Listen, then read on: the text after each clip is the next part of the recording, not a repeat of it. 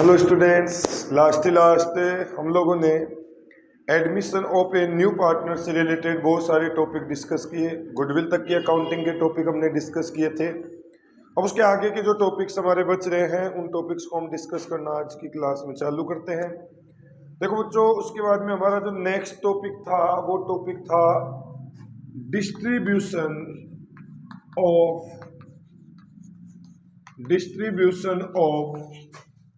Undistributed profit loss या reserve.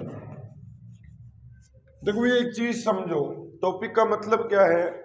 जब एक न्यू पार्टनर फर्म में आता है उस दिन फर्म के पास हो सकता है कोई अनडिस्ट्रीब्यूटेड प्रॉफिट पड़ा हो, रिजर्व पड़ा हो या लॉस पड़ा हो। तो एक चीज समझना, जिसमें कह रहा हूं सर XY 2-1 में पार्टनर है, इन्होंने जेड को 1/4 के लिए एडमिशन दिया। तो बताना जरा, ये आज के पहले मतलब जेड के एडमिशन से पहले जो भी प्रॉफिट लॉस या रिजर्व अर्न किया है वो किसने अर्न किया होगा? ओल्ड पार्टनर्स ने, मतलब XY ने। तो इसका मतलब ये बटना भी किस में चाहिए? XY में बटना चाहिए, क्योंकि ये अर्न किसके द्वारा किया गया? ओल्ड पार्टनर्स के द्वारा।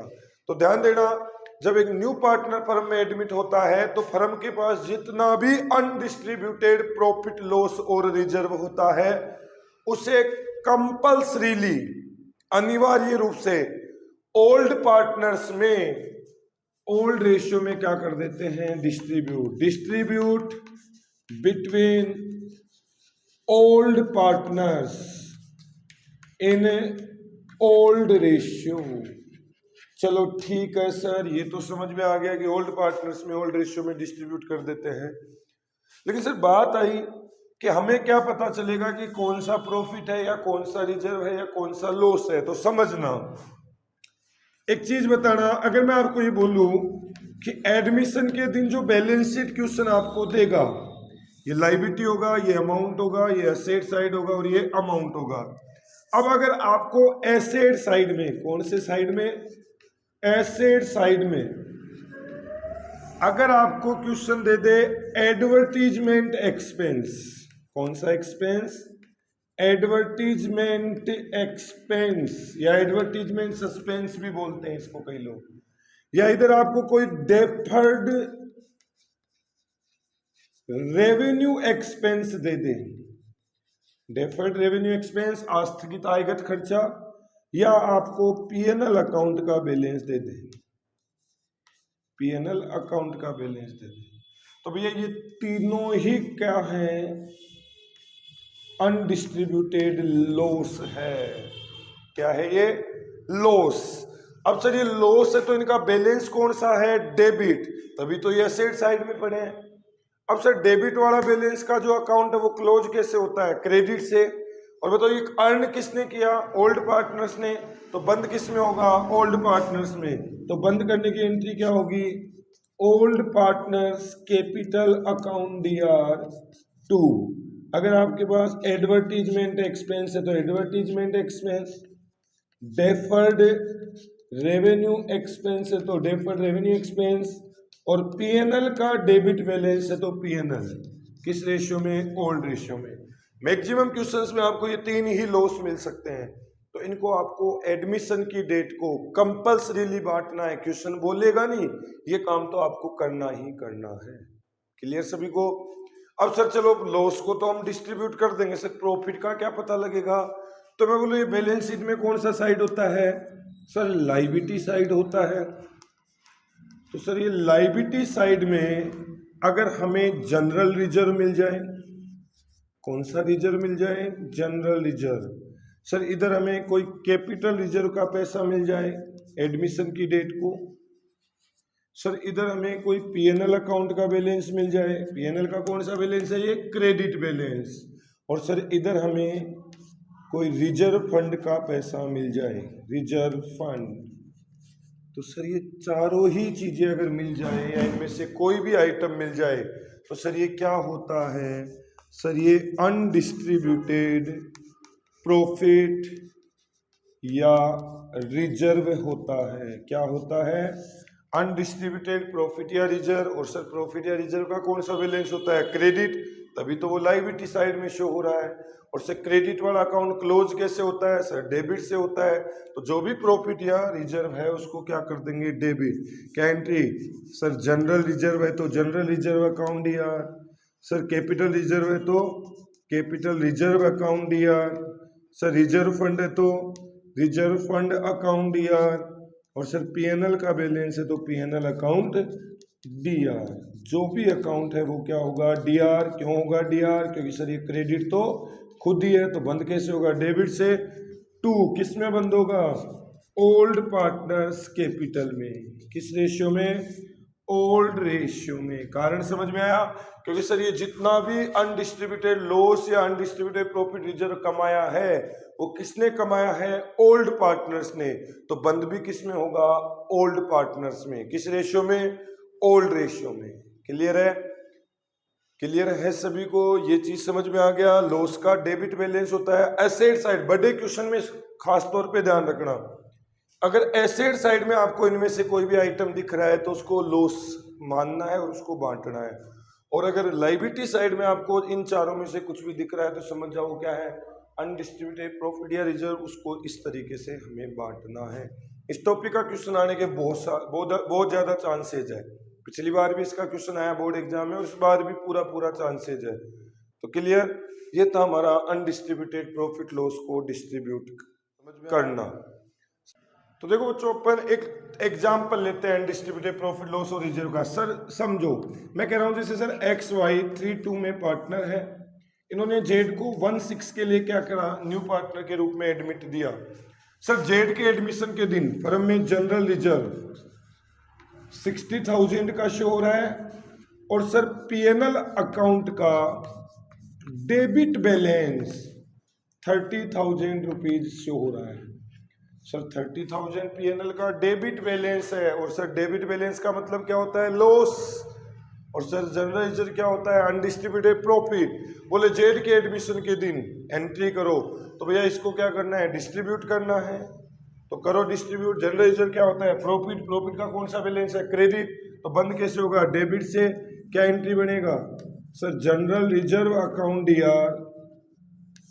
जनरल रिजर्व अकाउंट डीआर 2 किस में बटेगा? ओल्ड पार्टनर्स में। ओल्ड कौन है? सर एक्स कैपिटल और वाई कैपिटल। सर किस रेशियो में? मैं बोलूंगा ओल्ड रेशियो में। सर ओल्ड रेशियो तो 3-2 है, तो सीधा सा है। देखो आपको ये अगर डिस्ट्रीब्यूट करने में दिक्कत आती है तो कोई इश्यू नहीं है। जितना अमाउंट है उसको टोटल कितना है दोनों का?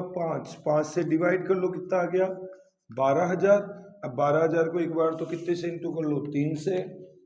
और एक बार कितने से इंटू कर लो? 2 से। हो गया डिस्ट्रीब्यूट। बहुत आसान है डिस्ट्रीब्यूट करना।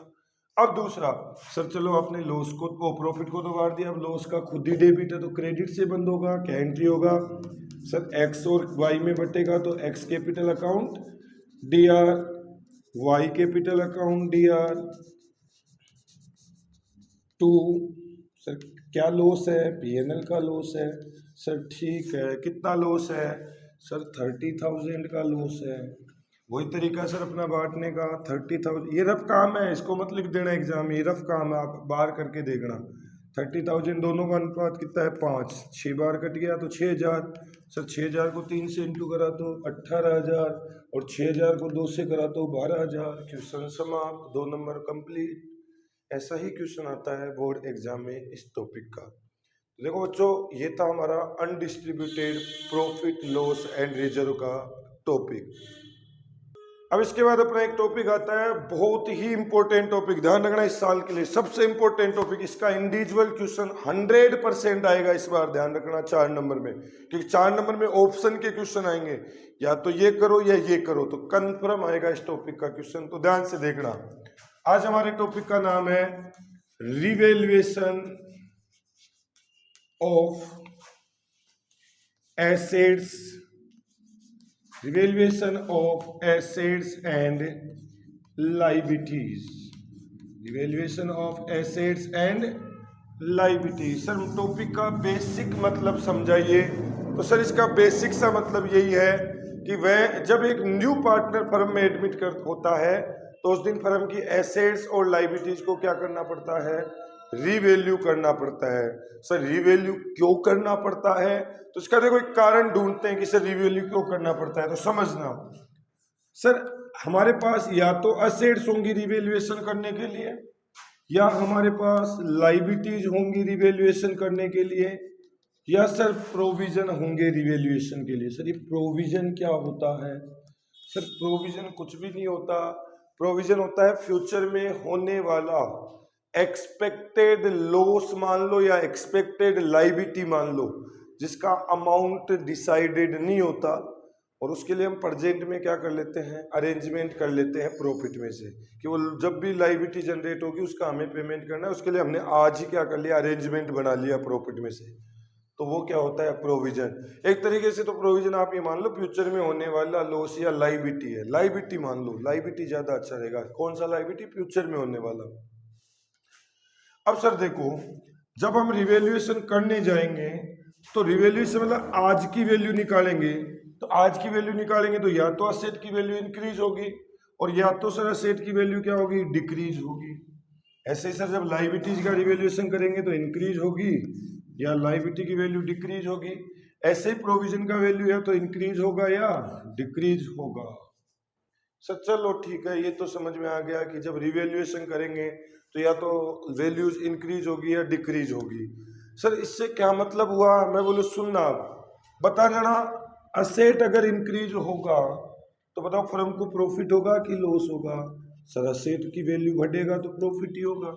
लेकिन सर अगर हमारी एसेट की वैल्यू कम हो गई तो सर ये तो लॉस होगा। जैसे समझाओ सर कैसे, मैं बोलो आप पहले 5 लाख की कोई बिल्डिंग थी हमारे पास, आज उसकी वैल्यू 6 लाख हो गई, तो सर 1 लाख से तो बिल्डिंग बढ़ गया, तो फायदा हुआ ना। और मैं कह रहा हूँ 6 लाख का बिल्डिंग था पहले, पहले का मतलब बैलेंस शीट में 6 लाख से बैलेंस शीट में बिल्डिंग शो हो रहा है, और आज उसकी वैल्यू 5 लाख ही हो गई, तो सर 1 लाख से बिल्डिंग का वैल्यू कम हो गया, तो ये तो नुकसान की बात है ना।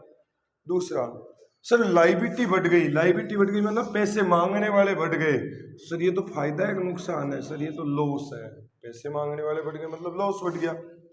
और सर अगर पैसे मांगने वाले कम हो गए, लाइबिलिटी कम हो गई, तो सर ये तो फायदे का काम है, प्रॉफिट हो गया।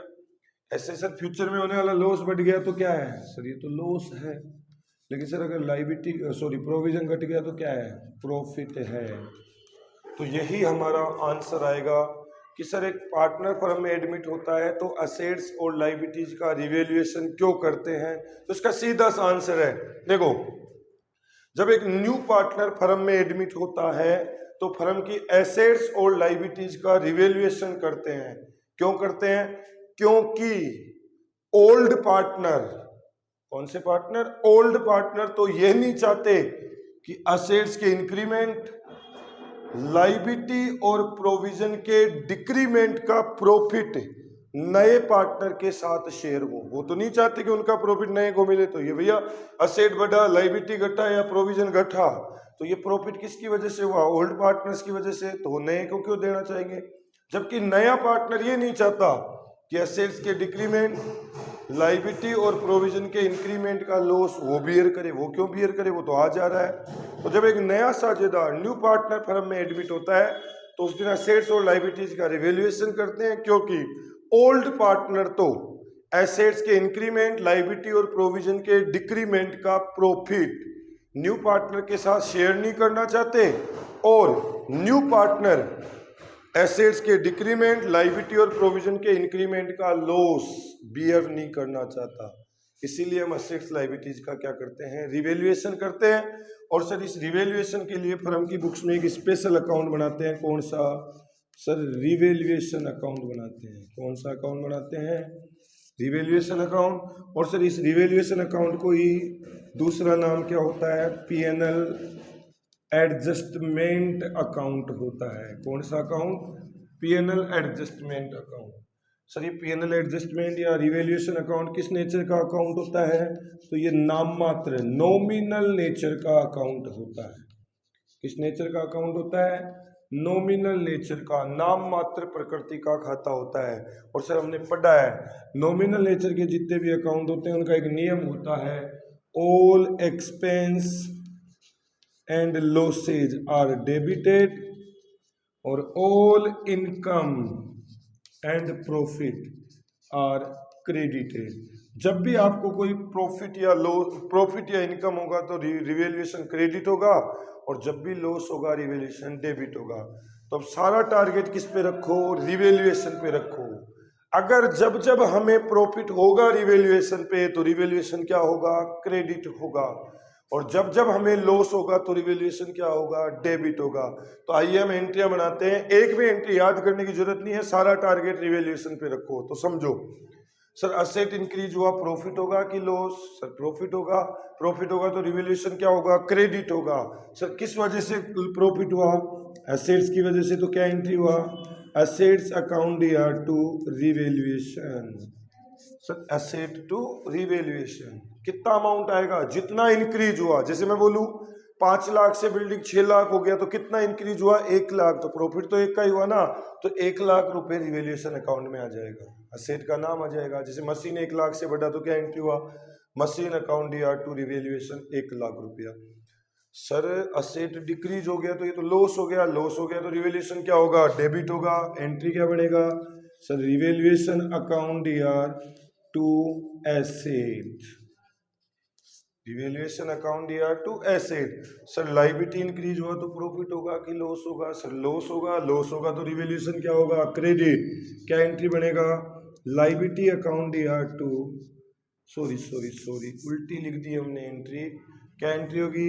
रिवैल्यूएशन अकाउंट ईयर, क्योंकि लॉस से तो डेबिट होगा, पूरा लिखना रिवैल्यूएशन अकाउंट ईयर टू जो भी लायबिलिटी है, जो भी पर्टिकुलर लायबिलिटी है उसका नाम आ जाएगा।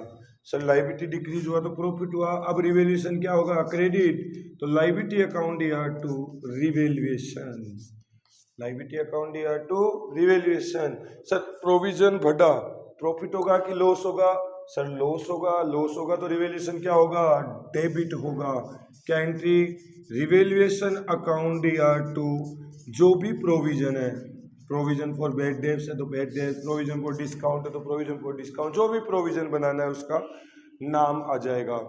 सर प्रोविजन डिक्रीज हुआ तो प्रॉफिट होगा कि लॉस? सर प्रॉफिट होगा। प्रॉफिट होगा तो क्या एंट्री होगी? जो भी प्रोविजन है, provision account year to revaluation. Sir एंट्रिया तो समझ में आ जाए, जब जब प्रॉफिट हो रिवैल्यूएशन को क्रेडिट कर दो, और जिसकी वजह से हो उसको डेबिट कर दो, और जब जब लॉस हो तो रिवैल्यूएशन को डेबिट कर दो, जिसकी वजह से हो उसको क्रेडिट कर दो। अगर इन सभी एंट्रियों को मैं एक सिंगल 2 एंट्रियों में लिखना चाहूँ तो देखना क्या होगा। मैं लिख सकता हूं revaluation account DR, revaluation account year to assets account, to liabilities account, और टू जो भी प्रोविजन है प्रोविजन अकाउंट। सर ये एंट्री कब होगी? जब एसेट्स डिक्रीज होगा, लायबिलिटी इंक्रीज होगा, प्रोविजन इंक्रीज, तभी तो लॉस होगा, डेबिट होगा रिवैल्यूएशन। और सर अगर एसेट्स इंक्रीज होगा, asset account DR, liabilities account DR, provision account year to revaluation. ये क्या है? Asset increase, liability decrease, provision decrease, तब प्रॉफिट होगा। इन सभी एंट्रियों को मैंने 2 एंट्रियों में बना दिया। कुल मिला के टारगेट यही रखो, जब जब प्रॉफिट होगा रिवैल्यूएशन क्रेडिट होगा, जब जब लॉस होगा रिवैल्यूएशन डेबिट होगा। प्रॉफिट कब कब होगा? असेट्स के इंक्रीमेंट, लायबिलिटी और प्रोविजन के डिक्रीमेंट पे। और लॉस कब होगा? एसेट्स के डिक्रीमेंट, लायबिलिटी और प्रोविजन के इंक्रीमेंट से। तो क्लियर है? मेरे हिसाब से एंट्री आप सभी को समझ में आ गई होगी। दूसरा बात, इनमें अमाउंट कौन सा लेना है? जो डिफरेंस वाला है, जो चेंज वाला है, इंक्रीज या डिक्रीज वाला अमाउंट इधर हमें शो करना है, और जो टोटल अमाउंट है वो न्यू बैलेंस शीट में हमें रिकॉर्ड करना है। जैसे समझना एग्जांपल से, हमारी पुरानी वाली बैलेंस शीट, एडमिशन से पहले वाली जो बैलेंस शीट है, उसमें मशीन रिकॉर्ड हो रहा है 5 लाख का। आज नया पार्टनर एडमिट हो गया, उसके बाद में बोला गया कि मशीन की वैल्यू 6 लाख हो गई प्रेजेंट में एडमिशन की डेट को। तो सर पहले 5 की थी, आज 6 की हो गई, तो 1 लाख से मशीन क्या हो गया? इंक्रीज हो गया। क्या एंट्री बना? Machine account year to revaluation 1 lakh. Clear है? अब सर नई बैलेंस शीट बनाएंगे नई फर्म की एडमिशन के बाद, तो उसमें मशीन को कितने से रिकॉर्ड करेंगे? सर 6 लाख से रिकॉर्ड करेंगे। क्लियर सभी को? तो ऐसे हर लायबिलिटी एसेट के बारे में करना है। जो चेंज वाला वैल्यू है वो तो रिवैल्यूएशन में लेना है, और चेंज के बाद जो टोटल अमाउंट है वो कहाँ लेना है, न्यू बैलेंस शीट में आपको रिकॉर्ड करना है। क्लियर है सभी को? अब देखो मैं आपको रिवैल्यूएशन अकाउंट का क्या बना के बता देता हूँ सर, फॉर्मेट बना के बता देता हूँ। और सर रिवैल्यूएशन अकाउंट का फॉर्मेट कैसे बनेगा ध्यान से देखना भैया। सर रिवैल्यूएशन अकाउंट का फॉर्मेट बहुत आसान है। क्या है सर? बहुत आसान। कैसे? देखो भैया, मेरे को तो एक चीज़ बताना, ये पर्टिकुलर अमाउंट पर्टिकुलर ये बताने की जरूरत नहीं है, सब जानते हो, 12th लेवल में 11th में बहुत बार बना के आए हो। तो सुनो भैया, सर डेबिट साइड तो ये है अपना और क्रेडिट साइड ये है। तो वैसे अगर एंट्रियों से चलो तो एंट्रियों से चल लो, या सीधा सा लॉजिक है, लॉस कब कब होगा सर? जब असेट क्या होगा, डिक्रीज होगा, और लायबिलिटी क्या होगा, इंक्रीज होगा, और प्रोविजन अगर इंक्रीज होगा। तो सर लॉस होगा तो क्या होगा, डेबिट। और सर जब भी असेट इंक्रीज होगा तो प्रॉफिट होगा। सर लायबिलिटी डिक्रीज होगा तो भी प्रॉफिट होगा, और सर प्रोविजन डिक्रीज होगा तो भी हमें प्रॉफिट होगा। सेम सी बात है, एंट्रियों से चले जाओ वही बात है, कैसे भी कर लो, जब प्रॉफिट क्रेडिट, जब लॉस डेबिट। अब देखो इतना काम करने के बाद अब लास्ट में क्या होगा, क्रेडिट साइड ज्यादा डेबिट साइड कम, तो क्या होगा, प्रॉफिट होगा। अब ये रिवैल्यूएशन में प्रॉफिट किसकी वजह से हुआ, ओल्ड पार्टनर्स की वजह से। नए का तो इसमें कोई रोल ही नहीं है, नया तो कुछ ले ही नहीं सकता इसमें से। तो बताओ ये प्रॉफिट किस में बटेगा, ओल्ड पार्टनर्स में। तो क्रेडिट ज्यादा, जैसे क्रेडिट का टोटल आ रहा है 5 लाख और डेबिट का टोटल आ रहा है 4 लाख, तो 1 लाख का प्रॉफिट आ गया। अब ये प्रॉफिट किस में बटेगा, टू ओल्ड पार्टनर्स कैपिटल। किस में ट्रांसफर कर दो, ओल्ड पार्टनर्स कैपिटल में। किस रेशियो में, ओल्ड रेशियो में। रिवैल्यूएशन प्रॉफिट को हमने क्या कर दिया, ओल्ड पार्टनर्स में ओल्ड रेशियो में डिस्ट्रीब्यूट कर दिया। और सर अगर लॉस हो तो इधर ज्यादा इधर कम है तो लॉस इधर बढ़ जाएगा।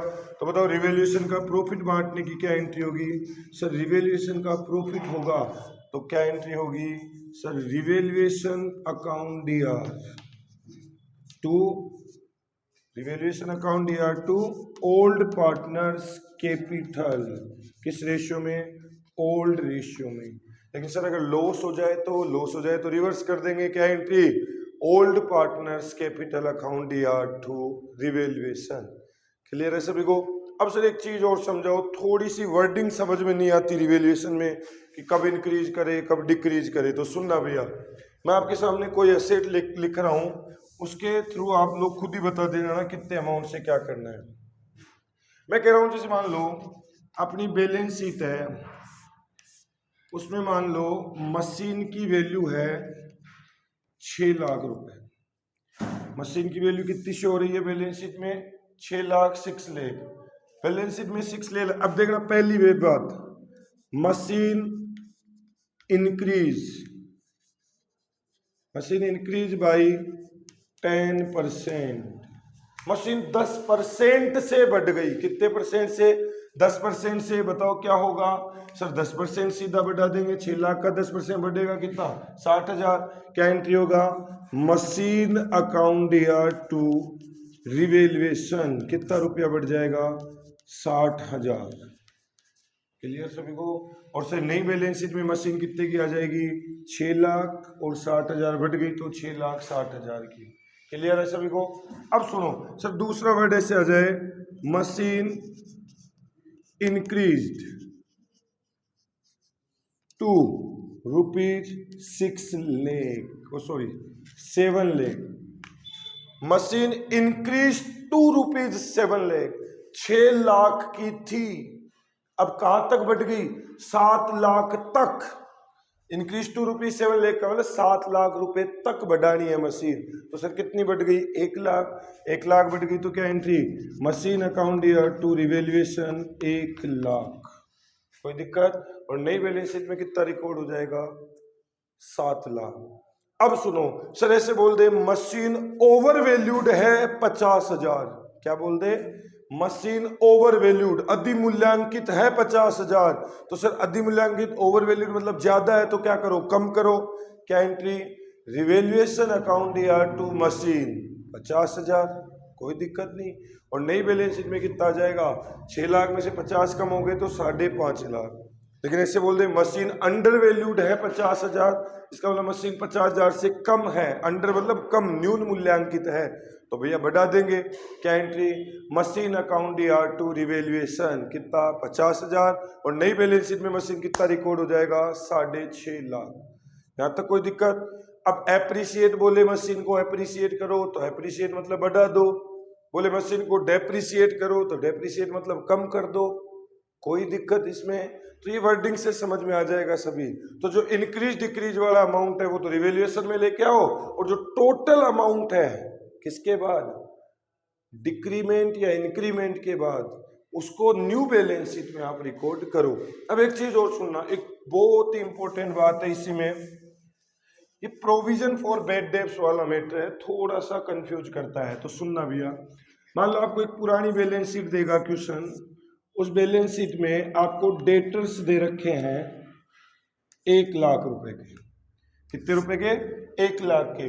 अब यहां पे बोला कि आपको provision for doubtful debts, provision for doubtful debts 5% क्या करना है, मेंटेन करना है। सर प्रोविजन फॉर डाउटफुल या प्रोविजन फॉर बैड डेब्ट्स कितना बनाना है, 5%। आज की तारीख में आपके पास प्रोविजन कितने का है, सर 1 भी रुपए का नहीं है, तो सर 1 लाख का 5% प्रोविजन कितना होता है, 5,000। अब सर 5,000 से प्रोविजन बढ़ेगा तो क्या एंट्री होगा, revaluation account DR2 provision for bad debts कितना, 5,000।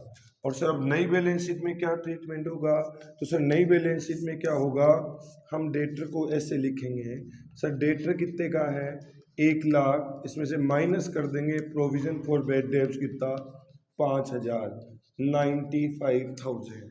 कोई दिक्कत किसी को, एक तरीका तो ये आता है प्रोविजन का, ये तो कर लोगे सभी। लेकिन सर मान लो ऐसा आ जाए क्वेश्चन में कि डेटर है 1 लाख का, उस पर प्रोविजन ऑलरेडी बना हुआ है 3,000 का, और वो नई बैलेंस शीट में शो हो रहा है 97,000।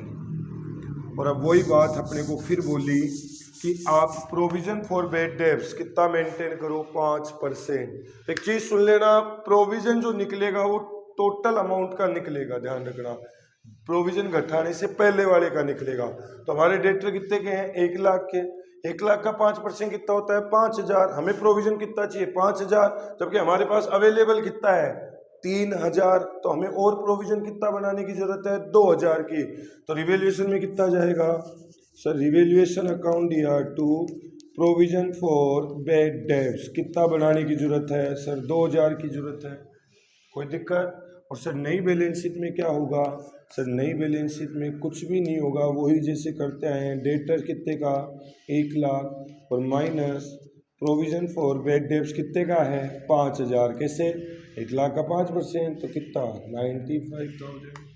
किसी को कोई इश्यू आ गया होगा, नहीं हो तो पूरा बना लो, थोड़ा बहुत बना हुआ है तो एक्स्ट्रा जो बनाना है वो बना लो।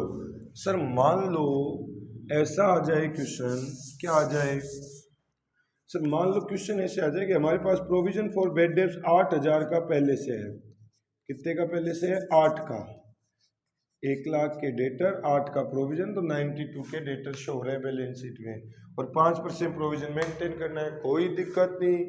1 लाख का 5% कितना होता है, 5,000।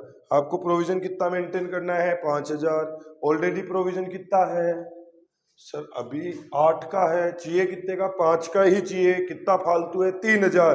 तो 3,000 का प्रोविजन बनाओगे कि कैंसिल करोगे, सर कैंसिल करेंगे, कैंसिल करेंगे, प्रोविजन को कम करेंगे तो क्या होगा, फायदा होगा।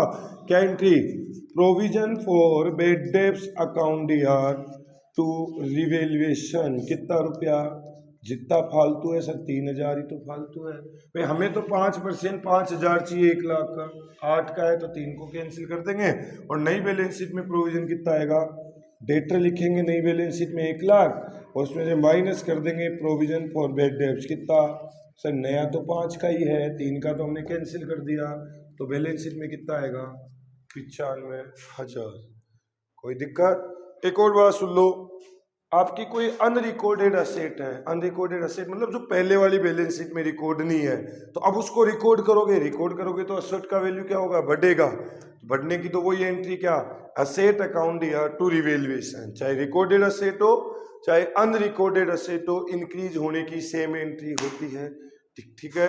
अब मान लो सर कोई अनरिकॉर्डेड लाइबिलिटी है तो उसको रिकॉर्ड करोगे तो लाइबिलिटी बढ़ेगा, तो वही सेम एंट्री क्या, रिवेल्युएशन अकाउंट या टू लाइबिलिटी, चाहे रिकॉर्डेड हो चाहे अनरिकॉर्डेड हो सेम एंट्री होती है। तो ये था हमारा रिवेल्युएशन अकाउंट का कंसेप्ट।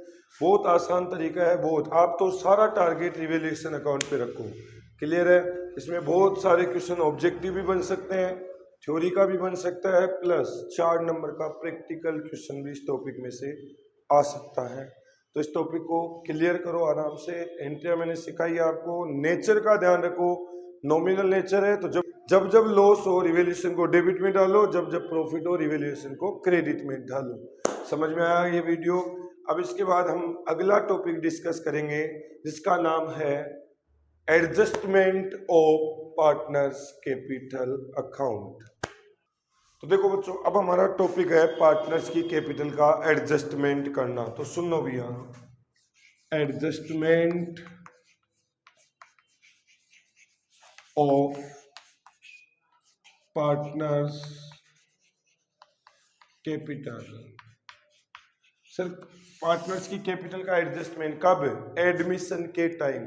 देखो भैया, जब एक नया पार्टनर फर्म में एडमिशन लेता है तो उस दिन हो सकता है क्वेश्चन आपको बोले कि आप कैपिटल का भी क्या करो, एडजस्टमेंट करो। तो ध्यान रखना, इस साल इसका 2 नंबर का इंडिविजुअल क्वेश्चन कन्फर्म आना है। अब आप सोचोगे सर पिछले टॉपिक के लिए भी बोल दिया कि उसका 4 का आना है, तो भैया इस बार एक चीज नोट करो आप, पार्टनरशिप के दोनों चैप्टर 11-11 नंबर के हैं। तो भैया 11 नंबर की मार्किंग में 4 नंबर का बड़ा क्वेश्चन हटा दो, तो 7 नंबर की मार्किंग तो इन छोटे टॉपिकों से ही तो करनी है एग्जामिनर को। तो भैया जितने भी है, रिवेल्युएशन हो गया, एडजस्टमेंट ऑफ कैपिटल हो गया, और ये एक चीज और देखना, दोनों चैप्टरों में सेम टॉपिक है। एडमिशन रिटायरमेंट में बहुत सारे टॉपिक सेम है, तो इस वजह से इनके छोटे छोटे क्वेश्चन आने के पूरे चांसेज है इस बार। तो देखो भैया, सर जब एक न्यू पार्टनर फर्म में एडमिट होता है तो कैपिटल का एडजस्टमेंट कितने तरीके से हो सकता है, तो मैं बोलूँ कैपिटल का एडजस्टमेंट एडमिशन के चैप्टर में 2 तरीके से हो सकता है। सर पहला तरीका क्या है कि सर पहला तरीका है on the basis of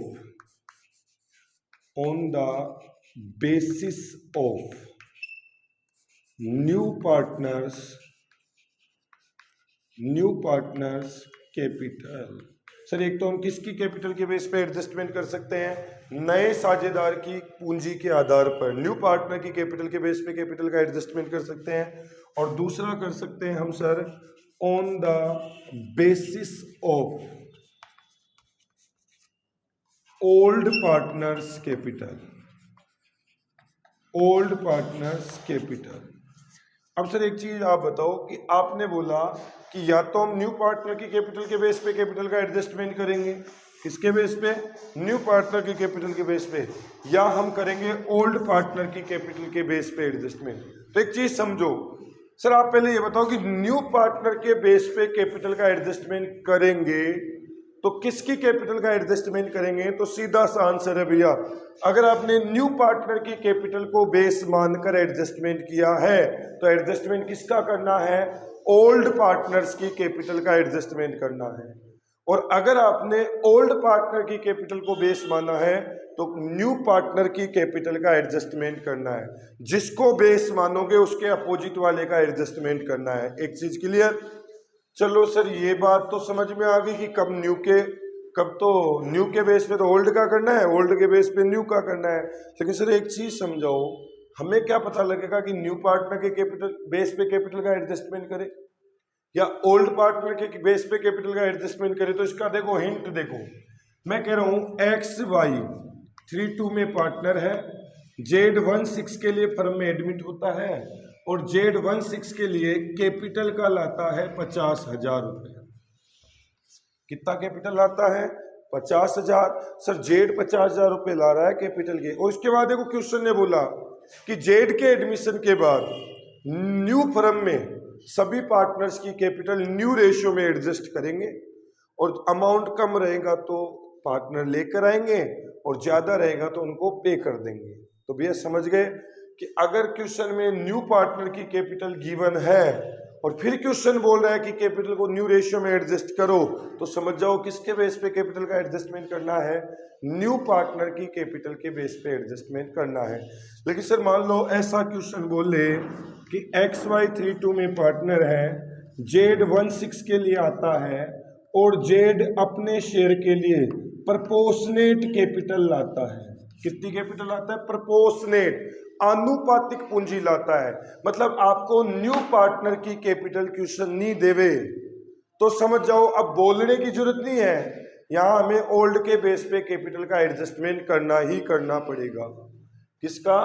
old के बेस पे न्यू का कैपिटल हमें कैलकुलेट करना ही करना पड़ेगा। कब? जब हमें न्यू पार्टनर की कैपिटल क्वेश्चन नहीं देता। सर मान लो आप कह रहे हो कि न्यू के बेस पे कैपिटल का एडजस्टमेंट करेंगे, कब करेंगे? जब न्यू की कैपिटल क्वेश्चन दे देगा। तो सर इसमें कैसे एडजस्टमेंट होगा? तो भैया इसमें कुछ भी नहीं करना, पहले आपको स्टेप 1 सबसे पहले क्या करना है आपको, calculate firms, calculate firms total capital on the basis of new partners capital. Sir सबसे पहले हमें क्या करना है, नई फर्म की टोटल कैपिटल नए पार्टनर के आधार पे निकालनी है। सर वो कैसे निकलेगी?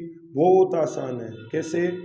न्यू पार्टनर की capital, new partners capital into reverse of his share. मतलब नए पार्टनर की कैपिटल को उसके हिस्से के उल्टे से इंटू कर दो तो क्या आ जाएगी? नई फर्म की टोटल कैपिटल आ जाएगी। समझो जैसे मान लो मैं कह रहा हूँ XY32 में पार्टनर Z1/6 के लिए आया और वो कैपिटल कितनी ला रहा है? 50,000। तो नई कैपिटल कैसे निकलेंगी? 50,000 इंटू 6/1। समझ में आ रहा है? तो कितनी हो जाएगी? 3 लाख। कोई दिक्कत किसी को? तो ऐसे पहले हमें क्या करना है, न्यू पार्टनर के बेस पे फर्म की टोटल कैपिटल निकालनी है। अब स्टेप नंबर 2 में क्या करना है? सर स्टेप 2 में क्या करना है, टोटल डिस्ट्रीब्यूट कर दो, distribute total capital, distribute total capital of new firm. New firm मतलब नए को आने के बाद, ये अभी जो हमने निकाली, total capital of new firm between, अब नई फर्म में तो तीनों ही है, तो between all partners in their new profit sharing ratio. Sir पहले हमने टोटल कैपिटल निकाली न्यू के बेस पे और उस टोटल कैपिटल को सबके बीच, नए के बीच भी, क्योंकि नई फर्म में तो नया भी पार्टनर रहेगा, तो उस टोटल कैपिटल को सभी पार्टनर्स के बीच न्यू रेशियो में बांट दो। सर चलो ये भी मान लिया, टोटल निकाल भी ली, उसको बांट भी दिया। लेकिन एक चीज और ध्यान रखना, कई बार क्या होगा, टोटल कैपिटल क्वेश्चन आपको खुद ही दे देगा, तो भैया टोटल निकालने की जरूरत नहीं है, फिर आपको यहाँ से चालू हो जाना है। टोटल कैपिटल को क्या करना है, न्यू रेशियो में बांट लेना है। बांट लिया सर, 2 स्टेप तो समझ में आ गया। सर स्टेप 3 में क्या करना है? सर स्टेप 3 में यह करना है, हमें कंपेयर करना है, compare old partners adjusted capital, old partners adjusted capital with their new capital. New capital कौन सी? जो यहां बांटने से आई। और एडजस्टेड कैपिटल कौन सी? जो सारे एडजस्टमेंट करने के बाद है कैपिटल बच रही है। सारे एडजस्टमेंट का मतलब है ओपनिंग कैपिटल में उसको अनडिस्ट्रीब्यूटेड प्रॉफिट रिजर्व में हिस्सा दे दिया, लॉस है तो काट लिया, गुडविल में हिस्सा दे दिया, नया पार्टनर जो ला रहा है वो, रिवैल्यूएशन का प्रॉफिट लॉस हमने उसको एडजस्ट कर दिया, उसके बाद जो कैपिटल बच रहा है वो कौन सा होगा? Adjusted capital. क्लियर है? मतलब सारे एडजस्टमेंट जो इस चैप्टर में करने हैं वो करने के बाद जो कैपिटल है वो एडजस्टेड कैपिटल है, उसको जो न्यू कैपिटल हमने बांटी उससे एडजस्ट कंपेयर करो। अब सर कंपेयर करोगे तो इसमें 2 कंडीशन आएगी। पहला, इफ न्यू कैपिटल अगर नई वाली जो कैपिटल है वो ज्यादा है किससे, एडजस्टेड कैपिटल से। सर अगर न्यू कैपिटल ज्यादा है एडजस्टेड कैपिटल से तो क्या करेगा भैया, नया पार्टनर क्या करेगा, पैसा लाएगा, ब्रिंग करेगा। और यदि न्यू कैपिटल कम है, न्यू कैपिटल कम है किससे, एडजस्टेड कैपिटल से, तो भैया पार्टनर पैसा क्या करेगा, विड्रॉ करेगा, जितना एक्स्ट्रा है। समझ में आया नहीं आया? नई फर्म में नई कैपिटल ज्यादा है, पुरानी वाली एडजस्टेड कैपिटल कम है, तो इतना पैसा और मंगवाएंगे उससे, लेकर आएगा। लेकिन अगर न्यू ज्यादा है, सॉरी न्यू कम है और एडजस्टेड ज्यादा है तो उतना पैसा भैया निकालेगा, फालतू पैसा कोई फर्म में नहीं रखेगा अपना। सर पैसा लाने की एंट्री क्या होगी, सर पैसा लाने की एंट्री होगी केस या बैंक अकाउंट यार, केस या बैंक अकाउंट यार टू, जो भी पार्टनर लाएगा उसका कैपिटल, पार्टनर्स कैपिटल अकाउंट, जितना अमाउंट वो लेकर आएगा उतने से। और अगर पैसा निकालने की बात आ जाए तो सर निकालने की एंट्री क्या होगी, पार्टनर्स कैपिटल अकाउंट यार टू केस या बैंक। समझ में आ रहा है? पार्टनर कैपिटल लाएगा, एक्स्ट्रा कम पड़ रहा है तो लाने की एंट्री, निकालेगा तो निकालने की एंट्री। लेकिन एक चीज और सुनो, कई बार क्वेश्चन आपको ये कह देता है कि कैपिटल का एडजस्टमेंट करंट अकाउंट के थ्रू करो। कौन से अकाउंट के थ्रू करो, करंट अकाउंट के थ्रू। तो कोई फर्क नहीं पड़ेगा, ये सारा कार्यक्रम वैसे ही रहेगा, बस ये केस की जगह आपको क्या लिख देना है, पार्टनर्स करंट अकाउंट यार, लाने वाली एंट्री में केस को करंट में लिख देना है और इधर केस को क्या लिख देना है, पार्टनर्स करंट अकाउंट। सही है, मतलब केस की जगह करंट अकाउंट लिख देना है और कुछ भी हार्ड नहीं है। तो देखो बच्चों, इसका हम एग्जाम्पल लेते हैं और वो एग्जाम्पल के माध्यम से मैं डिस्कस करता हूँ इसको, पूरे टॉपिक को। तो देखो बच्चों, इस पूरे कंसेप्ट का मैं एक एग्जाम्पल ले रहा हूँ। सर एग्जाम्पल है अपना कि जैसे मान लो सर एक्स वाई 3-2 में पार्टनर है और इन्होंने जेड को 1-6 के लिए एडमिशन दिया। सर जेड कैपिटल के रूप में 80,000 रुपीज क्या कर रहा है, लेकर आ रहा है, 80,000 रुपीज कैपिटल ला रहा है फर्म में। और सर जेड के एडमिशन के दिन एक्स और वाई की कैपिटल सारे एडजस्टमेंट करने के बाद एक्स की कैपिटल है 240 और वाई की कैपिटल है 1,80,000। कौन सी कैपिटल है ये, एडजस्टेड कैपिटल। एडजस्टेड कैपिटल का मतलब समझ रहे हो, इसमें सब कुछ एडजस्ट कर दिया, रिवेल्युएशन का प्रॉफिट लॉस भी हो चुका, अनडिस्ट्रीब्यूटेड प्रॉफिट लॉस भी हो चुका, गुडविल, सारे एडजस्टमेंट करने के बाद इनकी फाइनल कैपिटल इतनी है फर्म में, बोले। और जेड के एडमिशन के बाद नई फर्म की कैपिटल न्यू रेशियो में होगी, आपको कैपिटल का एडजस्टमेंट करना है और जो भी एंट्री पास करनी है वो एंट्री करनी है। तो सुनो भैया, स्टेप 1 क्या कहता है, सबसे पहले टोटल कैपिटल कैलकुलेट करो सर टोटल कैपिटल फर्म की। सर फर्म की टोटल कैपिटल कैसे कैलकुलेट होगी, तो सर नए पार्टनर की कैपिटल कितनी है 80,000 इंटू उसके हिस्से का उल्टा कितना है 6/1, 16 को 6/1 लिख दिया तो कितना आ गया 4,80,000। टोटल कैपिटल कितना आ गया 480। अब इस 480 को क्या करो, न्यू रेशियो में बांट दो। Sir new ratio X Y Z का कितना आएगा, सर कितना आना चाहिए 3/2, वो कैलकुलेट करना मैंने सिखाया था पिछली क्लास में, तो 3/2 आ गया। तो सर 480 को 3/2 में बांटेंगे तो कितना आ जाएगा 240, 160 और 80,000। ये कौन सी कैपिटल आ गई इनकी, 240 न्यू कैपिटल। कौन सी कैपिटल आ गई, नई फर्म में नई कैपिटल को हमने बांट दिया न्यू रेशियो में। अब इसको किससे कंपेयर करो, एडजस्टेड कैपिटल से। सर एक्स की एडजस्टेड कितनी है 240। सर एक बार इसको थोड़ा सा चेंज कर लेते हैं अपन लोग, 2,60,000 कर लेते हैं। एक्स की एडजस्टेड कितनी है 260, क्लियर। और सर वाई की कितनी है 180, जेड का तो कोई मैटर ही नहीं है।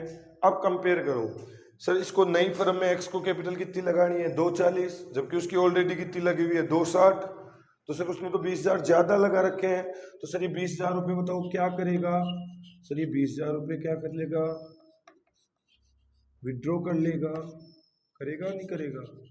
लेकिन सर जे वाई को देखो, वाई को नई फर्म में कितनी कैपिटल लगानी है 160, जबकि उसकी है कितनी सर, उसकी भी 180 है, तो सर वो भी क्या करेगा 20,000 विदड्रॉ करेगा।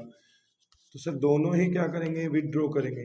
लेकिन एक चीज समझो, मैं थोड़ा सा चेंज कर लेता हूं इधर कि मान लो सर वाई की कैपिटल 1.5 लाख ही होती है, 1,50,000 ही होती है एडजस्टेड।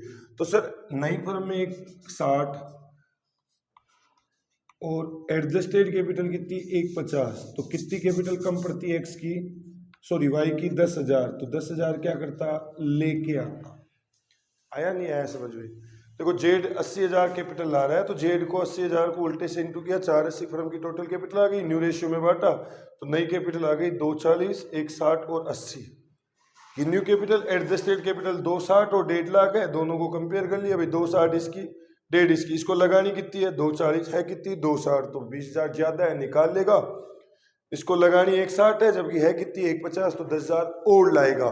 तो बताओ एक्स पैसा निकालेगा, तो क्या एंट्री होगी एक्स कैपिटल अकाउंट यार टू केस। और क्वेश्चन अगर बोल देता है कि करंट अकाउंट से एडजस्टमेंट करो, तो एक्स कैपिटल अकाउंट यार टू एक्स करंट अकाउंट कितना रुपया 20,000 रुपये, कोई दिक्कत। और वाई पैसा लाएगा, लाने की एंट्री क्या होगी केस अकाउंट यार टू वाइज कैपिटल। सर कितना रुपया लाएगा, मैं बोलूँ सर वो तो 10,000 ही लाएगा क्योंकि 10 ही तो कम था। तो ये था हमारा कैपिटल का एडजस्टमेंट किसके बेस पे, न्यू पार्टनर के बेस पे। किसी को कोई प्रॉब्लम, बहुत आसान था। अब देखो बच्चों, अब इसके बाद में हमारा दूसरा कंसेप्ट है और वो क्या है adjustment of partners capital on the basis of old partners capital. अब सर हम जो एडजस्टमेंट करेंगे वो किसके बेस पे करेंगे, ओल्ड पार्टनर्स की कैपिटल के बेसिस पे, on the basis of old partners capital. Sir old के बेसिस पे किसका एडजस्टमेंट करेंगे, न्यू का करेंगे। तो वही तरीका अपना सर कैसे करेंगे, सबसे पहले फर्म की क्या करेंगे calculate firms total capital, firm की टोटल कैपिटल कैलकुलेट करेंगे किसके बेस पे, ऑन द बेसिस ऑफ, अब बेस किसको माना है ओल्ड पार्टनर्स की कौन सी capital adjusted capital, on the basis of old partners adjusted capital. मतलब समझो जैसे कैसे निकलेगी फर्म की total capital, sir old partners की एडजस्टेड कैपिटल, बार बार एक चीज आ रहा है एडजस्टेड कैपिटल मतलब रिवेल्युएशन वगैरह गुडविल वगैरह अनडिस्ट्रीब्यूटेड प्रॉफिट लॉस उसको डिस्ट्रीब्यूट करने के बाद वाली capital into reverse of old partners share. Sir अगर कैपिटल ओल्ड के लिए है तो उल्टा भी किसको करो ओल्ड का ही हिस्सा करो। अब सर ओल्ड का हिस्सा कैसे आएगा, तो मैं बोलूँ एक्स वाई 32 में पार्टनर जेड 16 के लिए आ रहा है, तो बताओ सर एक में से 1/6 तो किसका है न्यू का है, तो बचा कितना 5/6, तो एक्स वाई का पुरानों का हिस्सा कितना है 5/6, तो उल्टा कितना होगा 6/5। समझ में आया, एक में से नए का हिस्सा इकट्ठा लिया करो, बाकी किसका है पुरानों का ही है, तो उसका उल्टा कर लो। ठीक है सर, ये आ गई क्या न्यू फर्म की न्यू टोटल कैपिटल। अब दूसरा क्या निकालो अब न्यू पार्टनर्स कैपिटल कैलकुलेट करो। ये बहुत आसान है सर, न्यू पार्टनर की कैपिटल कैसे कैलकुलेट होगी, फर्म की टोटल कैपिटल जो आपने अभी कैलकुलेट करी यहाँ पे, इसमें से माइनस कर दो किसको ओल्ड पार्टनर्स की एडजस्टेड कैपिटल, यही वाली कैपिटल माइनस कर दो। भैया टोटल में तो तीनों की होगी ना, तो 2 की तो ऑलरेडी है, तो टोटल में 2 की घटा दो तो तीसरे की ऑटोमेटिक निकल के आ जाएगी। सर ये समझ में नहीं आया तो भैया दूसरा तरीका ले लो, क्या फर्म की टोटल कैपिटल, फर्म की है ना टोटल यहाँ निकालते हैं जो, तो फर्म की टोटल कैपिटल इनटू किसका हिस्सा न्यू पार्टनर का शेयर। ये लो सर नए पार्टनर की कैपिटल आ गई, क्या दिक्कत है। अब सर न्यू पार्टनर कैपिटल आता है तो क्या एंट्री होती है केस या bank account DR to new partners capital. अब देखो भैया इसको एक एग्जांपल से समझते हैं, देखो बहुत आसान है। न्यू पार्टनर की कैपिटल निकालनी है किसके बेस पे, ओल्ड के बेस पे। तो पहले फर्म की टोटल कैपिटल निकालो। कैसे? ओल्ड पार्टनर्स की सारे एडजस्टमेंट करने के बाद जो कैपिटल है उसका बैलेंस उठाओ, उनके हिस्से के उल्टे से इंटू कर दो। उनका हिस्सा कैसे निकलेगा? एक में से नए का हिस्सा घटा दो, बाकी उन्हीं का है। और फिर क्या करो, न्यू पार्टनर की कैपिटल कैसे निकालो? टोटल कैपिटल में से ओल्ड पार्टनर्स के एडजस्टेड कैपिटल को हटा दो, या फर्म की टोटल कैपिटल में से न्यू पार्टनर का शेयर इंटू कर लो। समझ में आया? तो देखो एक एग्जाम्पल के माध्यम से इसको हम समझते हैं। तो देखो बच्चों, इसका एक एग्जाम्पल लेते हैं कि हम बोल रहे कि XY32 में पार्टनर है और Z16 के लिए आता है और वो प्रपोर्शनेट कैपिटल फर्म में लाएगा। कितनी कैपिटल? Proportionate capital. और XY की एडजस्टेड कैपिटल कितनी है? 80,000 और 40,000 है। न्यू पार्टनर की कैपिटल हमें कैलकुलेट करनी है। तो बताओ किसके बेस पे एडजस्टमेंट करेंगे? ओल्ड के बेस पे, क्योंकि न्यू की तो दे ही नहीं रखी कैपिटल। तो कैसे करेंगे? सबसे पहले फर्म की क्या निकालेंगे? Total capital of firm. सबसे पहले किसकी कैपिटल निकालेंगे? टोटल कैपिटल फर्म की। कैसे? ओल्ड पार्टनर्स की एडजस्टेड कैपिटल कितनी है? 80 और 40, 1,20,000। ओल्ड पार्टनर्स की एडजस्टेड कैपिटल 1,20 इंटू से उनका हिस्सा, ओल्ड पार्टनर्स का हिस्सा कितना है?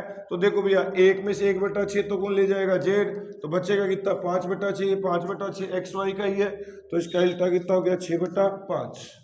तो करो 5 से 2 के 10, 24,000। 24,000 को 6 से इंटू करो तो कितना हो गया? 1,44,000। ये किसकी कैपिटल आ गई? फर्म की। अब इसमें किसका हिस्सा निकालो? जेड का कैपिटल। तो भैया एक काम करो, जेड की कैसे निकलेगी? सर टोटल कैपिटल 1,44, उसमें ओल्ड की कितनी है? 1,20। तो जेड कितना लेके आएगा? 24। इजी है। और सिर्फ दूसरा तरीका बताओ। तो दूसरा क्या है? 1,44 इंटू जेड का हिस्सा कितना है? 1/6। तो बोलो 24,000। कैसे ही निकाल लो। तो क्या एंट्री करेगा जेड कैपिटल लाने की?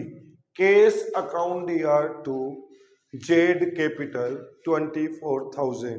तो देखो बच्चों, ये था हमारा admission of a new partner chapter का पूरा कंसेप्ट वाइज वीडियो। हमने इस चैप्टर को 2 पार्ट में पढ़ा। पहला वीडियो हमने 3-4 रोज पहले डाला था, बीच में थोड़ा तबीयत खराब हो गया, इस वजह से गैप लग गया। आगे वाले वीडियोज में इतने गैप नहीं मिलेंगे आपको। थोड़ा सा तबीयत सही नहीं रहा, इस वजह से क्या हो गया। तो अब आप लोगों को बिल्कुल कंसेप्ट वाइज वीडियो मिल रहा है, टॉपिक वाइज वीडियो मिल रहा है पूरे चैप्टर का। आराम से इस टॉपिक को पढ़ो, हर चैप्टर का हर टॉपिक पढ़ते जाओ। और मैं गारंटी दे रहा हूँ, टॉपिक को कंसेप्ट वाइज पहले कंसेप्ट क्लियर करो, उसके बाद में आपकी जो भी NCERT की बुक है या आपका DK गोयल वगैरह जो भी बुक आप रेफर कर रहे हो उसको सोल्व करो पूरा। दूसरी बात, एक चीज ध्यान रखना, इस बार पेपर ऐसा आएगा, बड़े क्वेश्चनों का वेटेज ज्यादा नहीं मिलेगा पेपर में, आपको छोटे क्वेश्चनों को ज्यादा टारगेट करना है। इसलिए मैं कह रहा हूं कंसेप्ट पढ़ो और छोटे क्वेश्चंस को क्या करो? सोल्व करो। ठीक है? हमारा वीडियो आपको बहुत अच्छा लगा होगा, इसलिए लाइक करें, चैनल को सब्सक्राइब करें और बने रहिए हमारे साथ विश्वास के साथ। क्योंकि मैं बार बार एक चीज बोल रहा हूं, गारंटी से बार बार एक चीज बोल रहा हूं, हमारे कंसेप्ट से बाहर एग्जाम में सिंगल क्वेश्चन नहीं आएगा। ये मैं तीसरी बार रिपीट कर रहा हूं ये बात, तो ध्यान रखना, इतना बिलीव रखो और लगातार हमारी क्लासों के साथ जुड़े रहे। आपका दिन मंगलमय हो। धन्यवाद।